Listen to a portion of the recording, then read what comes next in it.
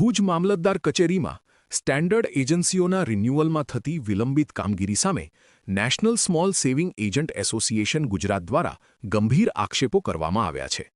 એસોસિએશનના જણાવ્યા મુજબ ભુજ શહેરના અંદાજે 300 જેટલા એક્ટિવ એજન્ટોમાંથી મામલતદાર હસ્તકની એજન્સી ધરાવતા અનેક એજન્ટોના રિન્યુઅલ કેસ જાન્યુઆરી 2026ની કોઈ કાયદેસર કારણ વિના પડતર રાખવામાં આવ્યા છે।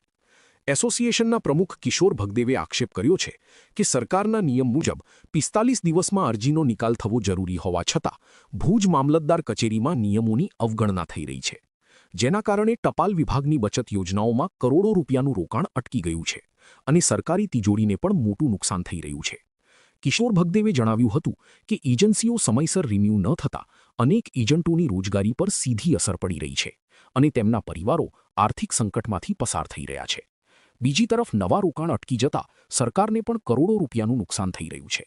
એસોસિએશન દ્વારા આગામી તારીખ 25મી સોમવારે જિલ્લા કલેક્ટર સાથે બેઠક યોજી રજૂઆતના સ્ટેટસ અંગે ચર્ચા કરવામાં આવશે। ઓલ સેવિંગ એજન્ટ એસોસિએશન ઇન્ડિયાનો કમિટી મેમ્બર અને ગુજરાતનો સ્થાપના પ્રમુખ કિશોર ભગદેવ ભુજ નવી રાવલવાડીમાં રહું છું અને નાની બચત એજન્ટ તરીકે કામ કરું છું અને ભુજની અંદર લગભગ 300 જેટલા એજન્ટ છે। ઓલ ઇન્ડિયાની અંદર 5 લાખ એજન્ટ છે।